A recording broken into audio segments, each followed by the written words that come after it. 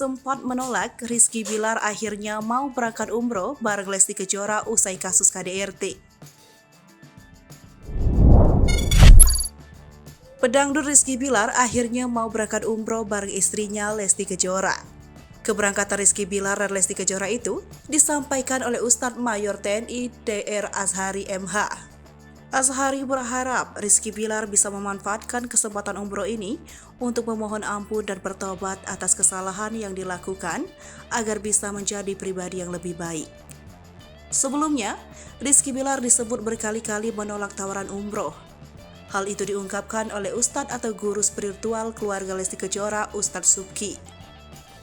Ustadz Subki mengatakan bahwa Rizky Bilar belum siap untuk menjalankan ibadah umroh dan haji. Padahal, Lesti sangat ingin umroh bersama suaminya itu.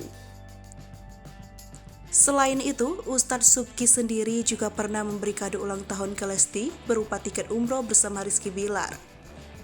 Namun, lagi-lagi Bilar menolak sehingga Lesti tak bisa berangkat.